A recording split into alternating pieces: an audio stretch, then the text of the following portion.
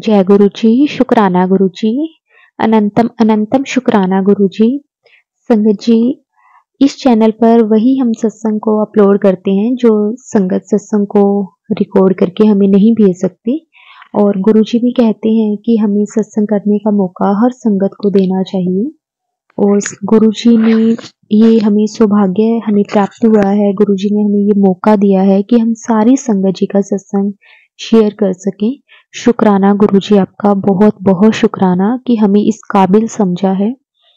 संगत जी, आज का जो सत्संग है वो हमारे साथ अंजू आंटी जी ने शेयर किया है। संगत जी, बहुत सुंदर सत्संग है। संगत जी, सत्संग शुरू करने से पहले हम गुरु जी का मंत्र जाप करेंगे, फिर हम सत्संग को शुरू करेंगे। ओम नमः शिवाय, शिवजी सदा सहाय। ओम नमः शिवाय, गुरुजी सदा सहाय। जय गुरुजी, शुक्राना गुरुजी। संगत जी, एक बार आप भी मेरे साथ गुरुजी का मंत्र जाप जरूर बोलें। ओम नमः शिवाय, शिवजी सदा सहाय। ओम नमः शिवाय, गुरुजी सदा सहाय। जय गुरुजी, शुक्राना गुरुजी। संगत जी, अंजू आंटी जी की जर्नी गुरुजी के साथ जनवरी 2003 में स्टार्ट हुई थी। संगत जी, अंजू आंटी जी के ब्रदर गुरुजी को बहुत मानते थे। तो एक दिन संगत जी, आंटी जी अपने ब्रदर के घर पे रहने के लिए गए थे। तो संगत जी, आंटी जी के ब्रदर वहां पे आंटी जी जब अपने ब्रदर के घर पे रहने गए तो उनके ब्रदर ने बोला कि मैं हमारे गुरुजी के पास जा रहा हूँ, क्या आप भी मेरे साथ चलोगे? तो संगत जी, आंटी जी के जो ब्रदर थे वो सेवा भी करते थे और मंदिर भी गुरुजी के जाते थे, वहाँ सेवा करते थे और वो बहुत उनको गुरुजी पर विश्वास था और वो काफ़ी टाइम से गुरुजी के साथ जुड़े हुए थे। तो अंशु आंटी जी के ब्रदर ने उन्हें भी पूछा जब वो जाने लगे कि हाँ, चलो मैं भी आपको साथ लेकर चलता हूँ कि आप भी हमारे गुरुजी के दर्शन करके आओ। तो संगत जी, फिर आंटी जी के जो ब्रदर हैं, आंटी जी जाने के लिए तैयार हो गए तो आंटी जी के जो ब्रदर हैं वो कहने लगे कि लेकिन ना वहाँ के कुछ ना नियम हैं कि वहाँ पे ना जो भी आपको लंगर प्रसाद मिलेगा, चाय प्रसाद मिलेगा, जल प्रसाद मिलेगा, आपको वहीं पे बैठ के फिनिश करना है। और जो लंगर प्रसाद है वो 4 लोग मिलके बैठ के खाते हैं। तो आपको वहाँ पे मना नहीं करना है किसी भी चीज़ का, आपको कोई किसी भी तरह का प्रसाद मिले आपको बस खाना है। तो संगत जी, अंजू आंटी जी को ये सब सुनकर ना बहुत ज़्यादा अजीब लगा कि ये कैसा मंदिर है। तो संगत जी, लेकिन आंटी जी ने सोचा कि चलो एक बार मैं भी देख के आती हूँ। और आंटी जी के ब्रदर के घर पे गुरुजी के स्वरूप भी लगे हुए थे, तो आंटी जी ने वो स्वरूप भी वो देखा करते थे। और आंटी जी का ब्रदर आंटी जी को गुरुजी के बारे में भी बहुत कुछ बताते थे कि गुरुजी कि हम जब भी दरबार में जाते हैं तो गुरुजी हमारी आगे पीछे सबकी गुरुजी के सामने स्कैनिंग हो जाती है, गुरुजी को सब पता चल जाता है हमारे बारे में। तो संगत जी, आंटी जी ये सब सुनकर आंटी जी को लगा कि पता नहीं ऐसे कौन से गुरुजी हैं, मुझे भी एक बार जाकर देखना चाहिए। तो संगत जी, आंटी जी अपने ब्रदर के साथ मंदिर चले गए। तो संगत जी, जब वो मंदिर पहुंचे तो उन्होंने गुरुजी के दर्शन किए, वहां पे उन्हें चाय प्रसाद मिला और संगत जी उसके बाद वो घर आ गए। और उस दिन संगत जी, आंटी जी और ज़्यादा देर नहीं रुके थे और उन्होंने लंगर प्रसाद नहीं किया था। सिर्फ़ वो चाय प्रसाद लेकर और उसके बाद संगत जी वो घर आ गए। संगत जी, अंजू आंटी जी अपने ब्रदर के पास काफ़ी दिन के लिए मतलब रुकने के लिए आए थे। तो उसके बाद उनका ब्रदर जब भी जाता था, तो वो आंटी जी को बोलते थे कि आप चलोगे। कई बार आंटी जी चले जाते थे, कई बार आंटी जी नहीं भी जाते थे।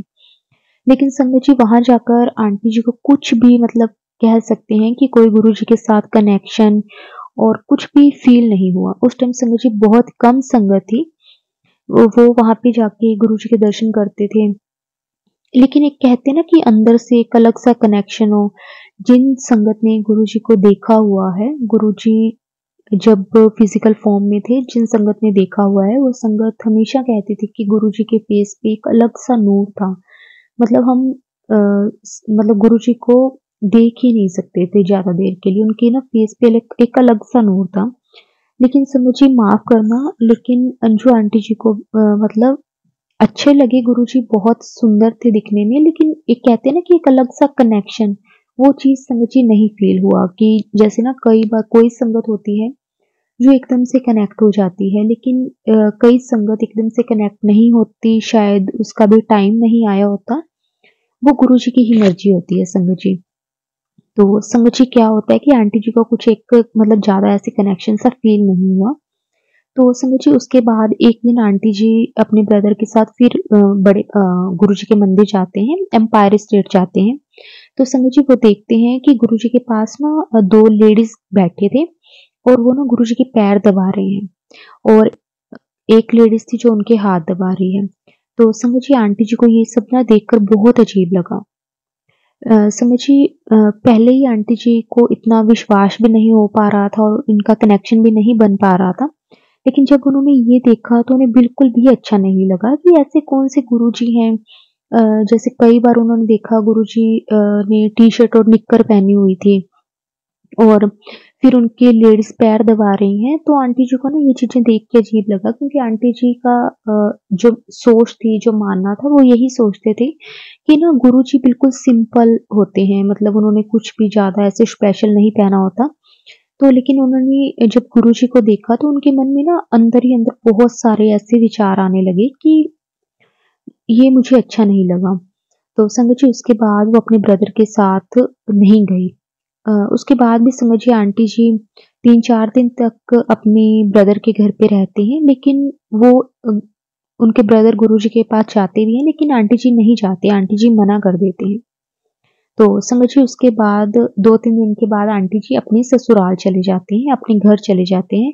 समझिए आंटी जी लुधियाना में रहती हैं, तो आंटी जी अपने ब्रदर के घर से अपने ससुराल में वापस चले जाते हैं लुधियाना।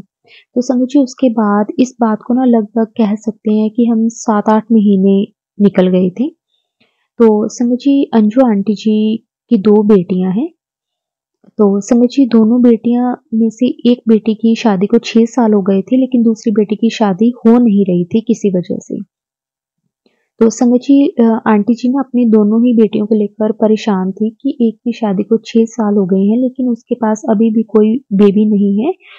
तो जो दूसरी बेटी थी उसकी शादी हो नहीं रही थी। उन्होंने बहुत रिश्ते उसके लिए देखे, बहुत घर देखे, लेकिन उनका रिश्ता हो नहीं रहा था।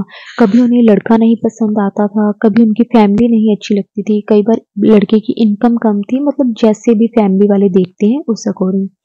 तो समझिए आंटी जी ना इस चीज़ को लेकर बहुत परेशान थे कि एक की तो मैंने शादी की है लेकिन उसके बेबी नहीं हो पा रहा और दूसरे की शादी ही नहीं हो पा रही।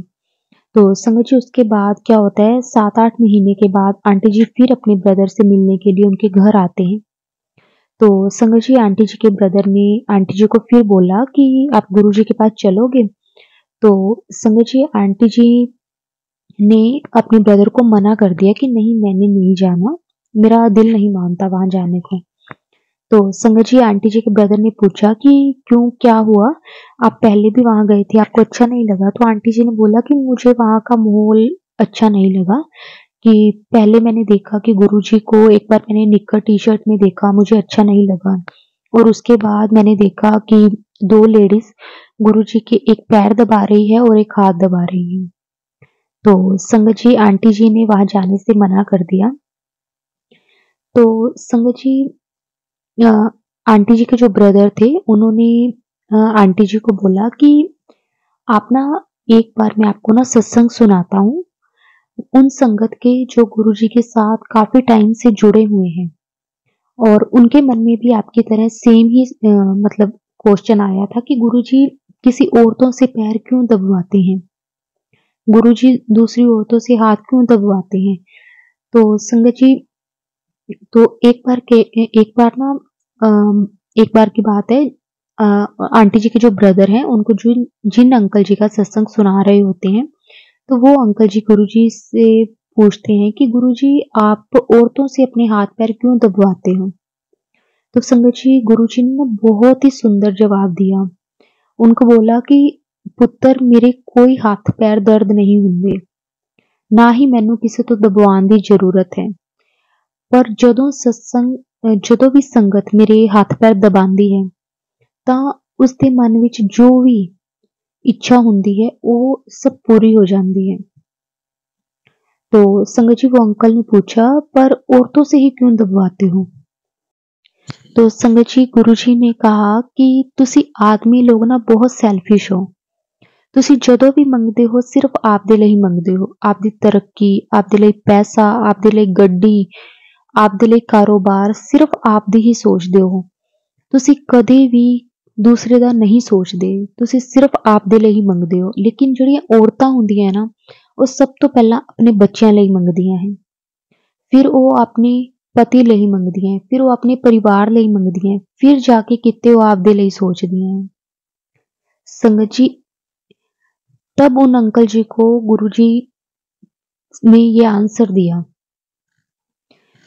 कि औरतें जब भी पैर दबाती हैं उनके मन में सबके लिए कुछ ना कुछ होता है, उनके बच्चों के लिए भी, उनके परिवार के लिए भी, उनके हस्बैंड के लिए भी, हर किसी के लिए वो सोचती हैं, फिर जाकर कहीं वो अपने लिए सोचती हैं। तो गुरुजी ने उन्हें कहा कि ਜਦੋਂ ਔਰਤਾਂ ਪੈਰ ਦਬਾਉਂਦੀਆਂ हैं तो ਉਹਨਾਂ ਨਾਲ ਹੋਰ ਵੀ 10 ਜਣਿਆਂ ਦਾ ਕਲਿਆਣ ਹੁੰਦਾ ਹੈ, ਇਸ ਲਈ ਮੈਂ ਔਰਤਾਂ ਤੋਂ ਪੈਰ ਦਬਵਾਉਣਾ ਹਾਂ। ਪਰ ਜੋ ਤੁਸੀਂ ਆਦਮੀ ਲੋਕ ਹੁੰਦੇ ਹੋ, ਤੁਸੀਂ ਸਿਰਫ ਆਪ ਦਾ ਸੋਚਦੇ ਹੋ, ਤੁਹਾਨੂੰ ਕਿਸੇ ਤੋਂ कोई मतलब नहीं ਹੁੰਦਾ। संगत जी फिर आंटी जी के मन में जो भी गुरु जी के लिए सवाल थे, तो संगत जी आंटी जी को अपने उस सवाल का जवाब मिला। संगत जी ये बातें वो संगत जरूर रिलेट कर पा रही होंगी जो संगत ने गुरु जी को फिजिकल फॉर्म में देखा है, या फिर जिन संगत ने गुरुजी की जो स्वरूप है, जो आंटी औरों के साथ देखे हुए हैं, जिनके मन में शायद इस तरह का क्वेश्चन आता होगा।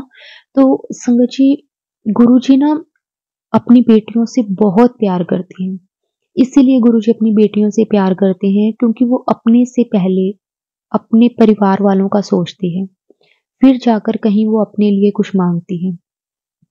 संगत जी अंजू आंटी जी को उनके ब्रदर ने समझाया, फिर संगत जी आंटी जी को बहुत ज़्यादा विश्वास तो नहीं हुआ, लेकिन वो गुरुजी के पास जाने के लिए तैयार हो जाती हैं।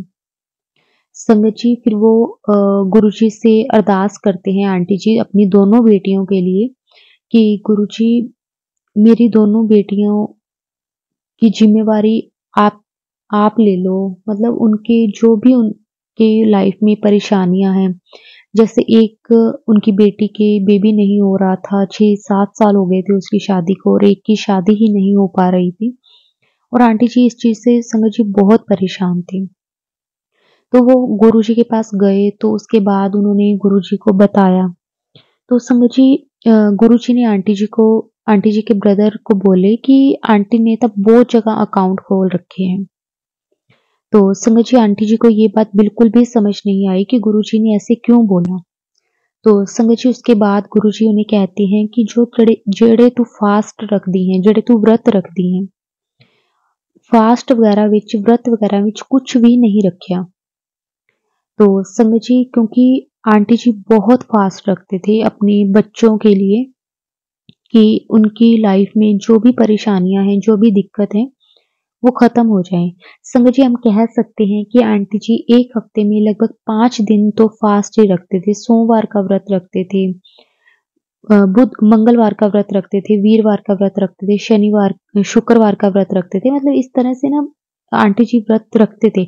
उन्हें कभी कोई कुछ कह देता कि इस वार को व्रत रख लो, आपके ये काम पूरे हो जाएंगे, तो आंटी जी व्रत रखना स्टार्ट कर देती थी। तो संगत जी आंटी जी इतने फास्ट रखते थे सिर्फ ये कि उनकी बेटियों की लाइफ सही हो जाए। तो संगत जी आंटी जी की ये बात गुरुजी ने बोली कि आप फास्ट वगैरह आपको नहीं रखने चाहिए।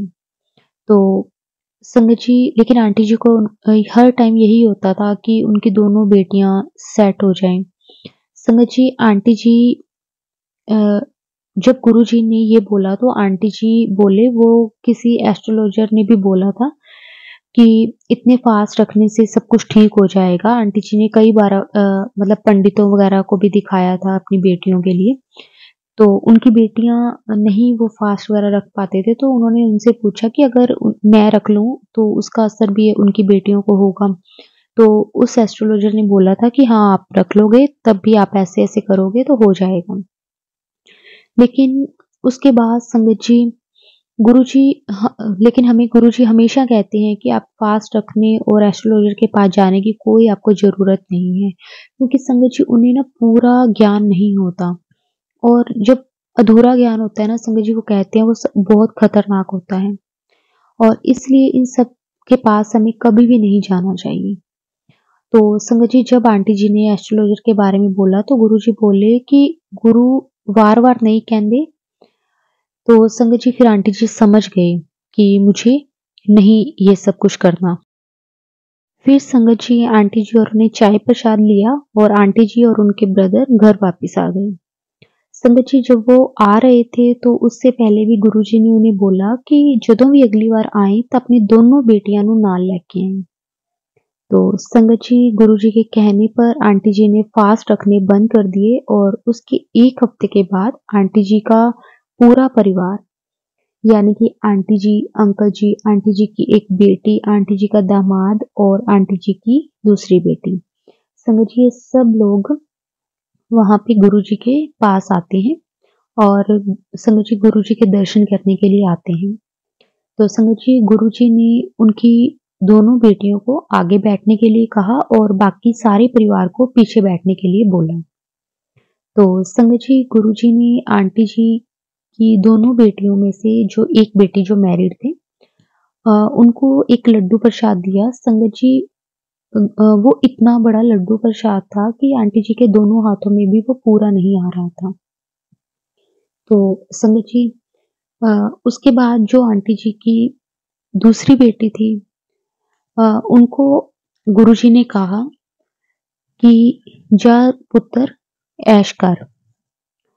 तो संगत जी गुरुजी ने आंटी जी की दोनों बेटियों को बहुत ब्लेस किया, और संगत जी उसके बाद आंटी जी और उनके पूरे परिवार ने वहाँ पे लंगर प्रसाद किया, और उसके बाद वो घर आ गए। और जो आंटी जी की बेटी को जो लड्डू प्रसाद मिला था, संगत जी वो आंटी जी की बेटी से नहीं खाया जा रहा था, क्योंकि आंटी जी की बेटी को मीठा बिल्कुल भी पसंद नहीं था। लेकिन उन्होंने भी सुना हुआ था कि वहाँ पे जो भी प्रसाद मिलता है उसे पूरा ही खाना है। तो आंटी जी की बेटी थोड़ा लास्ट में उनके थोड़ा-सा रह गया था। तो संगत जी उनसे खाया नहीं जा रहा था क्योंकि वो लड्डू प्रसाद बहुत बड़ा था। वो नॉर्मल जो साइज़ लड्डू का होता है संगत जी वो साइज़ नहीं था, काफ़ी बड़ा लड्डू था। तो उन्हें जो आंटी जी की बेटी के दोनों हाथों में भी संगत जी पूरा नहीं आ रहा था, वो इतना बड़ा लड्डू था। और आंटी जी की बेटी मीठा बिल्कुल भी नहीं खाती थी, तो उनसे वो खाया नहीं गया। तो उन्होंने सोचा कि चलो जितना खाया जा रहा है मैं खा लूँगी और बाकी उसको मैं फेंक दूँगी। माफ़ करना संगत जी, उस टाइम आंटी जी की बेटी को नहीं पता था कि गुरुजी प्रसाद की क्या महिमा है, गुरुजी किस तरह से अपने बच्चों को ब्लेस करते हैं। लेकिन संगत जी उन्होंने थोड़ा-सा जो लास्ट वाला उनका प्रसाद रह गया था, उन्होंने वो वाला प्रसाद डस्टबिन में फेंक दिया। संगत जी उसके बाद लगभग 20 दिन के बाद आंटी जी की बेटी प्रेग्नेंट हो जाती हैं, वो कंसीव कर लेते हैं।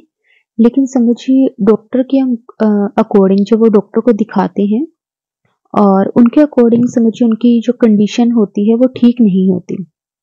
तो आंटी जी की बेटी को डॉक्टर कहते हैं कि आपकी आपकी जो प्रेगनेंसी है वो उसमें बहुत कॉम्प्लिकेशंस आएँगे।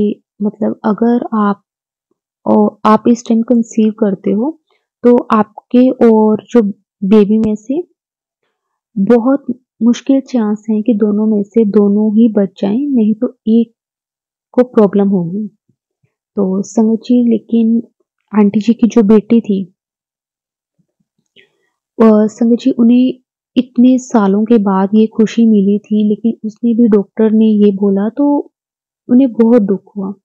और संगत जी जब ये बात आंटी जी ने सुनी तो आंटी जी को भी बहुत दुःख हुआ कि गुरुजी आपने ब्लेस भी किया तो कैसे किया? मतलब उसके वो प्रेग्नेंट तो हो गई, मतलब उसने कंसीव तो कर लिया, लेकिन उसकी इतनी सारी कॉम्प्लिकेशंस हैं, उसकी कंडीशन ठीक नहीं है, तो क्या फ़ायदा?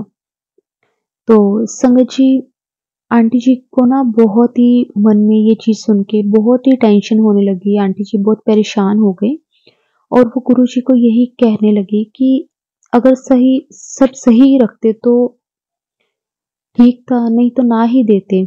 तो संगत जी उसके बाद फिर आंटी जी अपनी बेटी को लेकर गुरुजी के पास जाते हैं।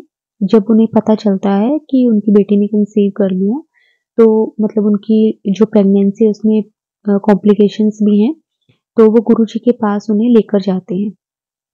तो संगत जी आंटी जी की जो बेटी को गुरुजी ने बोला कि किवें मीठा चंगा नहीं लगदा? तो संगत जी क्योंकि जब लास्ट टाइम आंटी जी की बेटी गुरुजी के पास आई थी, तो गुरुजी ने उन्हें लड्डू प्रसाद दिया था, जो कि संगत जी आंटी जी की जो बेटी थी उन्होंने पूरा नहीं खाया था। संगत जी जिसके कारण उनकी जो प्रेगनेंसी है उसमें कॉम्प्लिकेशंस आ रहे थे, क्योंकि गुरुजी ने उन्हें ब्लेस लड्डू दिया था। उसे बहुत सारी संगत कहती है कि सचखंड का प्रसाद भी उसे बोलते हैं। तो संगत जी गुरुजी हमें वही देते हैं जो हमारे लिए सही होता है, लेकिन हम कई बार समझ नहीं पाते वो चीज़ें। क्योंकि संगत जी हम ना अपने अकॉर्डिंग चलते हैं। हमारी जो भी चीज़ें होती हैं ना वो अपने अकॉर्डिंग होती है। हम गुरुजी की रज़ा में राज़ी नहीं रहते कि गुरुजी हमें क्या दे रहे हैं। संगत जी वो प्रसाद था और आंटी जी की बेटी को वो नहीं फेंकना चाहिए था। लेकिन कहते हैं ना कि कई बार हम जाने-अनजाने में कुछ ऐसी भूल कर देते हैं जिसका पछतावा हमें कई टाइम तक रहता है। तो संगत जी आंटी जी की बेटी को बहुत ज़्यादा कॉम्प्लिकेशंस हो रहे थे। तो संगत जी गुरुजी की ना जो ब्लेसिंग्स होती हैं अपने बच्चों के लिए, बहुत अनमोल होती हैं। तो संगत जी उसके कुछ दिन के बाद आंटी जी की बेटी ने मतलब जो उन्होंने कंसीव किया था, तो उसमें फिर गुरुजी ने उन्हें ब्लेस किया कि कोई गल नहीं, सब चंगा होना है। फिर उसके बाद संगत जी थोड़ा टाइम निकल गया और गुरुजी की कृपा से आंटी जी की बेटी को एक बेटा होता है और गुरुजी की बहुत-बहुत ब्लेसिंग्स होती हैं, जिसमें संगत जी आंटी जी और आंटी जी के बेटे को कोई भी प्रॉब्लम नहीं होती। प्रेगनेंसी के टाइम उन्हें थोड़ी बहुत कॉम्प्लिकेशंस आई थी।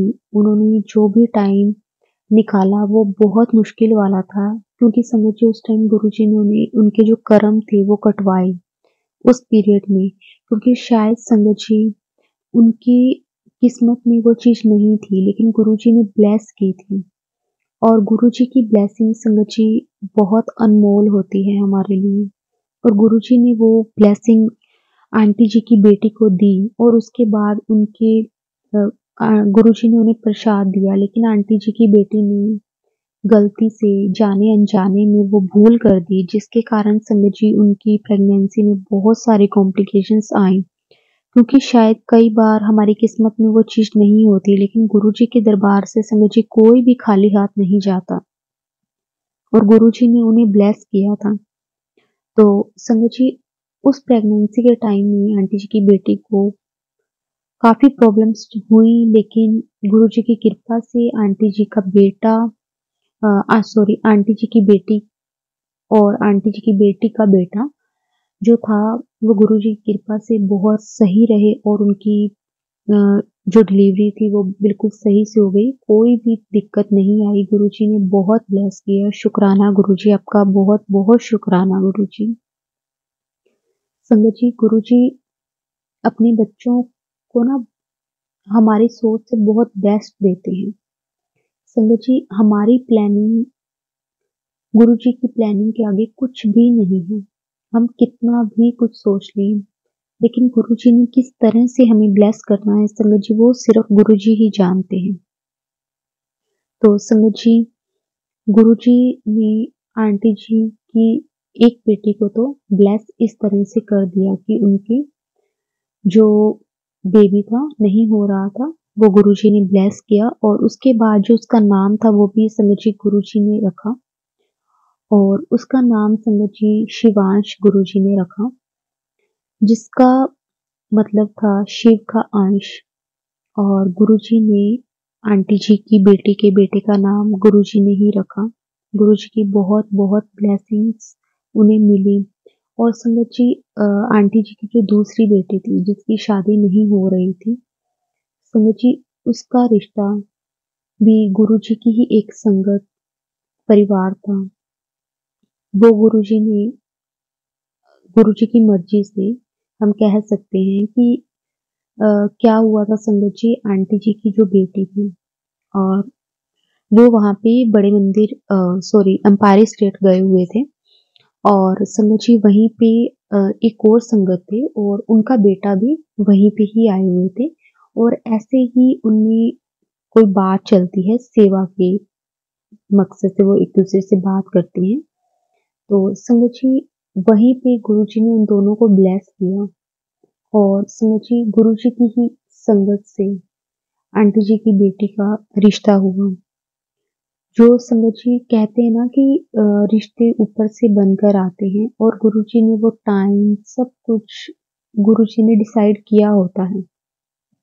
कई बार हम अपने हिसाब से सोचते हैं कि हमारा ये काम नहीं हो रहा, इस चीज में देर हो रही है, लेकिन गुरुजी ना संगत जी उन्हीं की परीक्षा लेते हैं जो उस परीक्षा को पार कर सकता है और जिसे गुरुजी ने बहुत बड़ा कुछ देना होता है।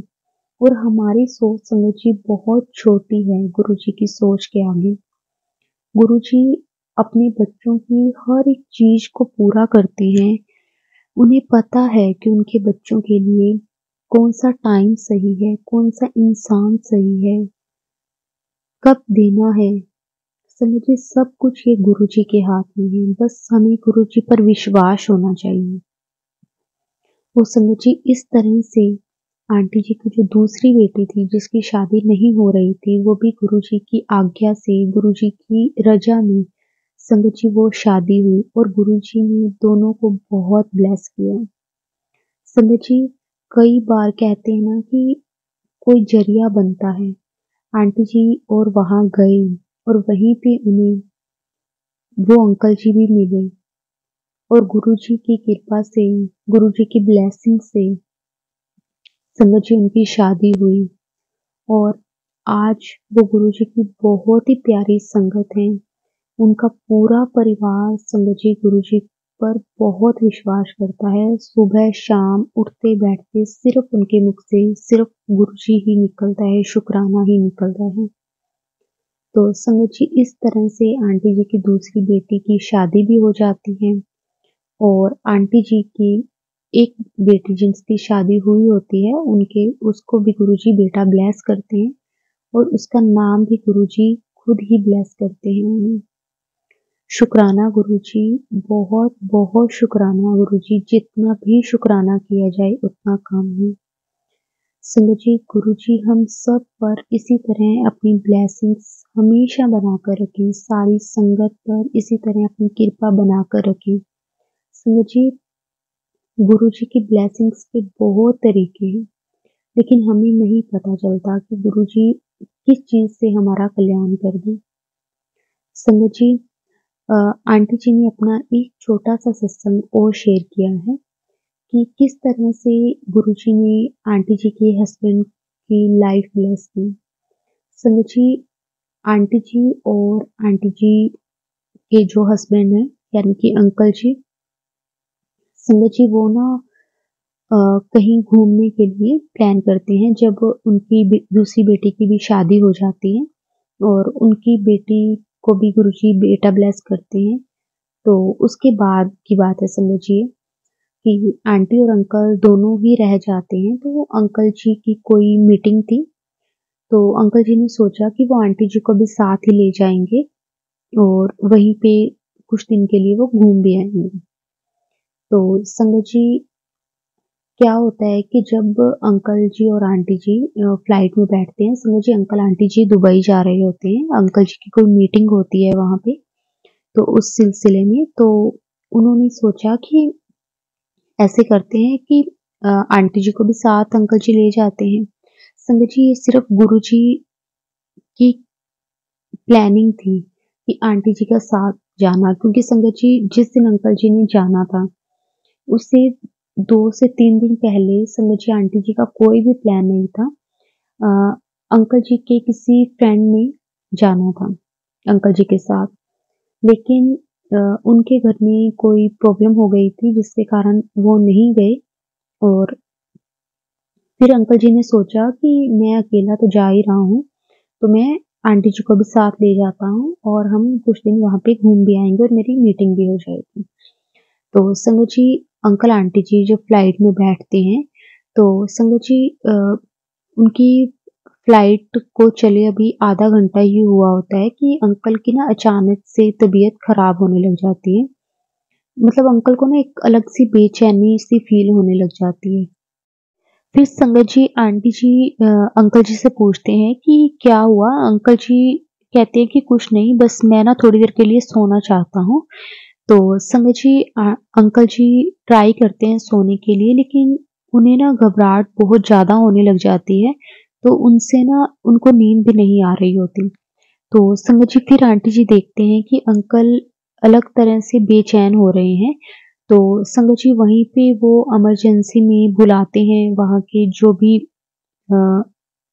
जो भी होते हैं लोग, तो उनको बुलाते हैं। तो संगत जी क्या होता है कि वो उन्हें वहीं पे उस दिन संगत जी फ्लाइट में भी कोई डॉक्टर अवेलेबल नहीं था और अंकल जी को बहुत ज़्यादा घबराहट होने लग जाती है, जिसके कारण संगत जी क्या होता है कि उन्हें ना अभी अ वहाँ पे लैंड होने में ना संगत जी अभी आधा घंटा रहता है और अंकल जी की कंडीशन बहुत ज़्यादा खराब होने लग जाती है, जिससे उनके साथ जो भी एयर होस्टेस भी होते हैं, वो भी अंकल जी के हाथ वगैरह मसलने लग जाते हैं, आंटी जी भी करते हैं और आंटी जी ना हर टाइम आंटी जी के मन में गुरु जी का मंत्र जाप चलता रहता है। तो संगत जी बीच में एक टाइम ऐसा उन्हें फ़ील होता है कि जैसे अंकल जी को साँस भी नहीं आ रही, उनको साँस लेने में भी दिक्कत हो रही है।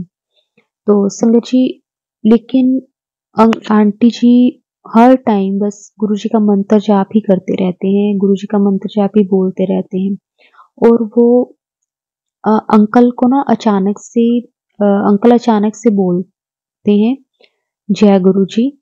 और मतलब उनकी तबीयत बहुत ज़्यादा खराब होती है, लेकिन उनसे कुछ भी और नहीं बोला जा रहा था और वो जय गुरु जी बोलते हैं। तो संगत जी उसके बाद ना अंकल जी को जैसे कोई एक अलग से ऐसे पावर से फ़ील होती है कि जैसे कोई है जो उनको सँभाल रहा है। संगत जी वो इमरजेंसी में कहते हैं कि अ, आधा घंटा और लगेगा, लेकिन समझिए अंकल जी की कंडीशन ऐसी होने लग जाती है, बहुत ज़्यादा ख़राब होने लग जाती है, तो अंकल जी सोचते हैं कि मैं कुछ देर के लिए लेट जाता हूँ, मैं सो जाता हूँ। लेकिन उनसे सोया भी नहीं जा रहा था और वो वहीं पे कुछ मेडिसिन वगैरह अंकल को देते हैं। और संगत जी जब अंकल जी जय गुरु जी बोलते हैं और अंकल जी के मन में भी जय गुरु जी गुरु जी का मंत्र जाप चल रहा होता है और वो एकदम से सोचते हैं कि गुरु जी जैसे आपकी इच्छा, अगर आपने मुझे लेकर जाना है तब भी आपकी इच्छा, अगर आपने रखना है तब भी आपकी इच्छा। तो संगत जी गुरुजी ना अपने बच्चों की लाज रखते हैं। गुरुजी कभी भी नहीं अपने बच्चों को परेशान होने देते। और संगत जी जब अंकल जी मन में ये बात सोच रहे होते हैं, तो अचानक से उन्हें एक ना स्ट्रॉन्ग सी पावर संगत जी फील होती है कि कोई है जो मुझे हर पल संभाल रहा है। तो उसके बाद संगत जी इतनी देर में जो फ्लाइट थी उनकी, वो दुबई पहुँच जाते हैं और दुबई इमरजेंसी में उन्होंने कॉल कर दी थी और वो सबसे पहले अंकल जी वहाँ से उतरते हैं और उन्हें वो हॉस्पिटल ले जाते हैं। संगत जी वहाँ पे अंकल जी के सारे टेस्ट होते हैं, सब कुछ होता है, लेकिन संगत जी सब रिपोर्ट नॉर्मल आती है, कुछ भी नहीं आता। अंकल जी को किसी तरह की बस एक वैसे ही एक अलग सी घबराहट थी, शायद वो बीपी के कारण थी और इसके अलावा कुछ भी नहीं था। बिल्कुल अंकल जी बिल्कुल ठीक थे, वो भी गुरुजी की ही कृपा है।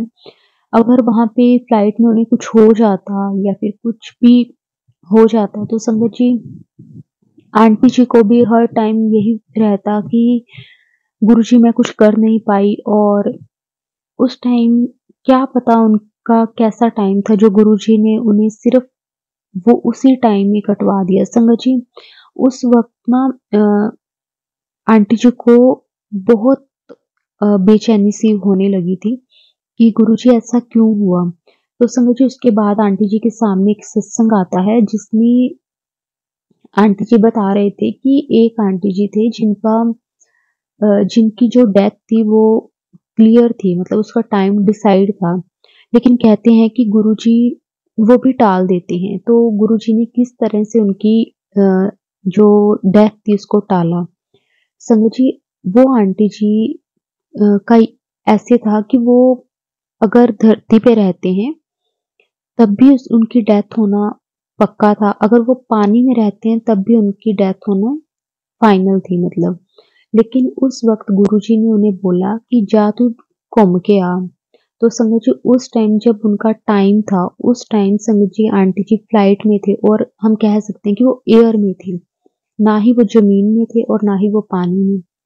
और वो टाइम गुरुजी ने उनका टाला और गुरुजी ने उन्हें एक लाइफ ब्लेस की। और संगत जी हो सकता है कि गुरुजी ने अंकल जी को भी ऐसे ही लाइफ ब्लेस की हो। एक छोटी सी बेचैनी से, एक छोटी सी घबराहट से उनकी जो इतनी बड़ी शायद प्रॉब्लम थी वो गुरुजी ने टाल दी। गुरुजी ने उन्हें एक नई लाइफ ब्लेस की। समझिए उसके बाद अंकल आंटी जी 3-4 दिन के लिए वहाँ रहते हैं। उसके बाद वो बिल्कुल ठीक-ठाक घर भी आ जाते हैं। कोई भी दिक्कत नहीं आती, किसी तरह की कोई परेशानी नहीं आती।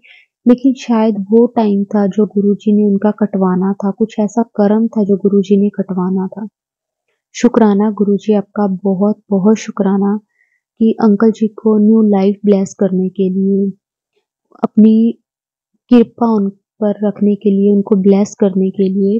गुरुजी आपका हर टाइम शुक्राना, हर पल शुक्राना, हर घड़ी, हर श्वास शुक्राना। शुक्राना गुरुजी। गुरुजी बस ऐसे ही सारी संगत पर भी अपनी कृपा दृष्टि हमेशा बनाए रखना। कोई भी गलती हो तो गुरुजी हमें माफ कर देना। शुक्राना गुरुजी, आपका बहुत-बहुत शुक्राना। ओम नमः शिवाय। शिवजी सदा सहाय। ओम नमः शिवाय। गुरुजी सदा सहाय। जय गुरुजी। शुक्राना गुरुजी।